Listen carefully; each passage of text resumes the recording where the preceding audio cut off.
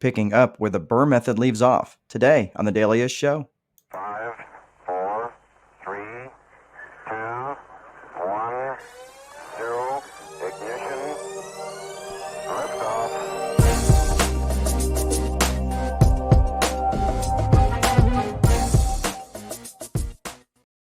Hello, everyone. Welcome to the Daily-ish Show. This is a show not just for rental housing providers, but anybody looking to get a little bit more white space on your calendar. Welcome. I know it has been a while. It has been more than days, weeks, and even a couple of months since I have done the show. But I've done some pretty cool things. Actually, was looking forward. You can obviously see the background has changed a little bit, but it has not changed the status of the show. Actually, the show is going to be a little bit more oriented towards you folks who are looking for some more specific strategic and tactical stuff, more towards specifically for those of you who are in the rental housing space. So you're going to see a little bit of a shift more towards some more tactical things that you guys can use in the business. Going to be using a different brand under this Mark Dolfini Strategic Coaching brand, doing a different channel to do more stuff that's going to be strategic for just small business owners. So thank you all for your concerns. Things were great with at home with Liliana, the baby, and Jen and I and the boys. We are all doing amazing. But this is really exciting because I've been wanting to do this for a while, but it just took a little bit of time. So thank you for your grace while I did this. So let's get to it before we waste any more time. So today we're going to be talking about picking up where the BRRRR Method leaves off. And this is going to be specific to you folks who are in the rental space, because you may be familiar with the BRRRR Method, right? So the VIP method, for those of you who've been watching the show for quite a while, you know I talk a lot about the BRRRR Method, or the VIP method rather. But let's talk specifically about the BRRRR Method. Now, there's a lot of people who use the BRRRR Method as building a portfolio. So let's get into what the BRRRR Method really is first and foremost, okay? So the BRRRR Method, let's talk about that. That is buy, right? And then you instantly regret for buying, and then you resolve to do better, then you retain an attorney, and then you're going to repent and swear to God you're never going to buy another property, and then of course you repeat and do it all over again, right? Okay, that is not the BRRRR Method, although many of you could probably relate to that being very similar to the method that you've been following. All right, but here's actually how the BRRRR Method actually works. It is buy, rehab, you rent the property, you refinance the property, and then you repeat. Now, this methodology is one that many people have used, and really as the market was priced well, when it was very much a buyer's market back in the early teens, 2012, 2013, 2014, this methodology worked out really, really well for a lot of folks. As pricing, let's face it, right now, we're not in a buyer's market yet. We're still very much in a seller's market, which, by many definitions, is when a market has days on market that is greater than 60 days. That's when you're in a buyer's market. When we're in a seller's market, that's when the days on market average is less than 60 days.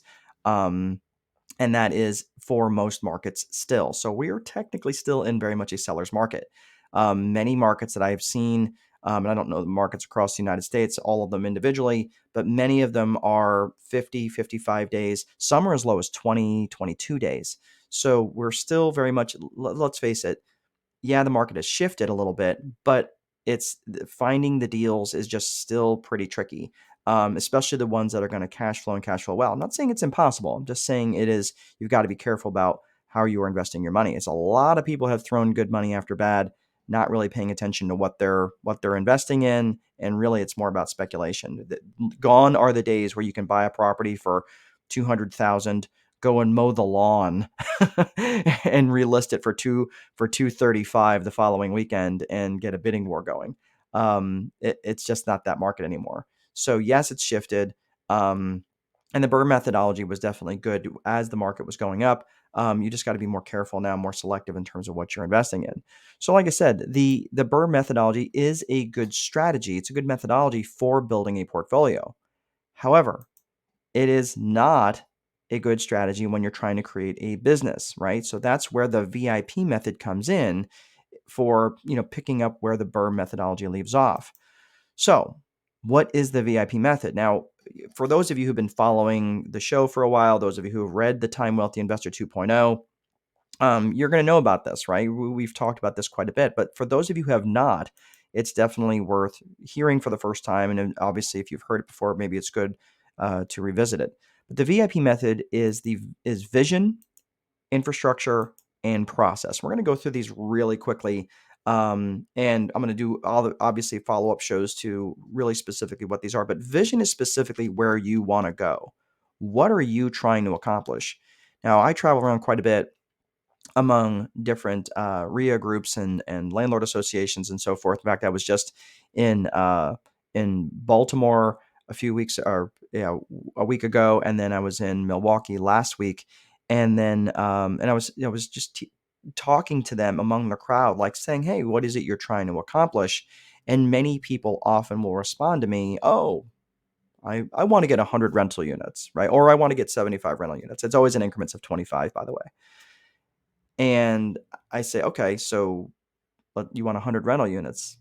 99 wouldn't get you where you want to go, right? And they're like, yeah, no, well, yeah, 99 would be fine. I mean, 100 is a round number. And I'm like, well, no, I get 100 as a round number. I mean, I have a degree in accounting. I get that. But 99 wouldn't work, right?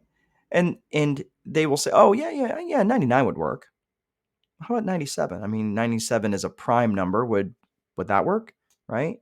And we'll continue down from 99 to 97 to 91 to 84 to 78 until what they recognize is what they're doing is they're confusing the number of rental units with the level of life output they think that that's going to buy them. All right, let me say that one more time.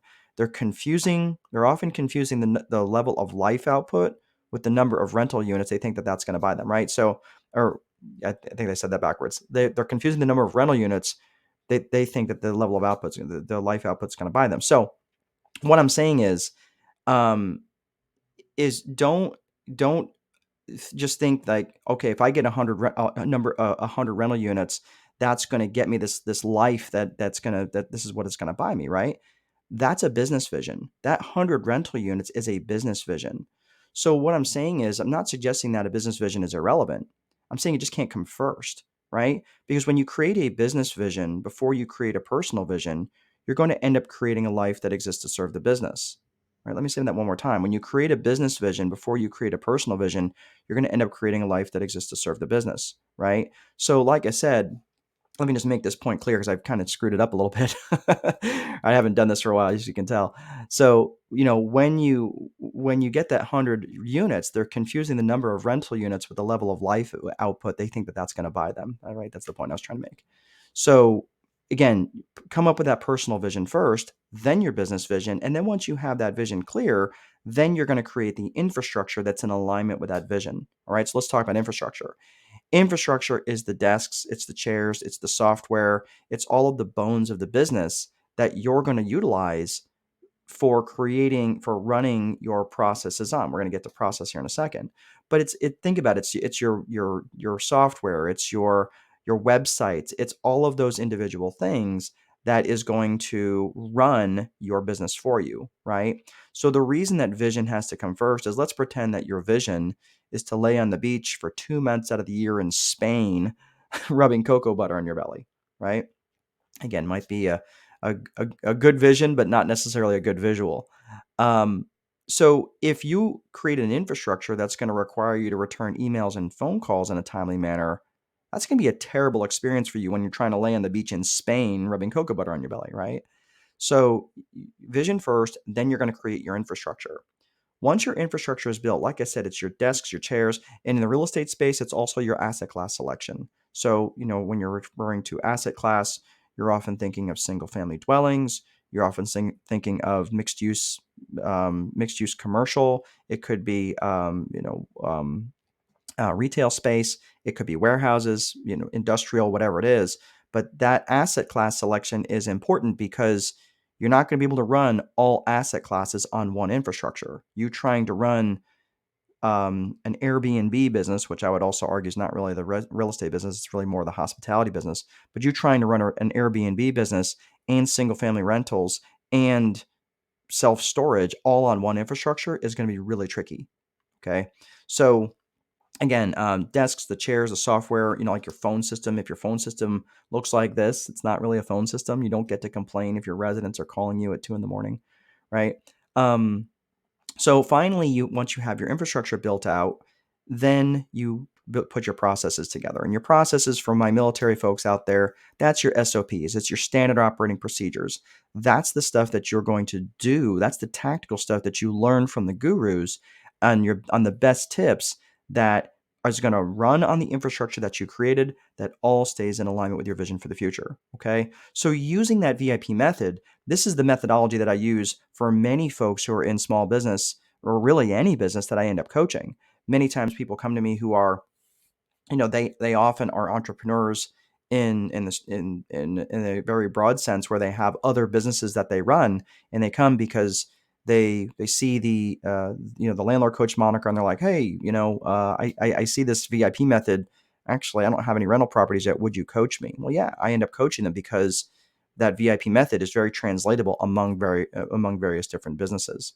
So this is it. So for more information, you can go head over to landlordcoach.com and get more of that. But we're going to wrap up today, and hope you found this helpful, because really what it is about creating that VIP method or using that VIP method is really going to create time freedom and white space on your calendar. So that's all I have for today, folks.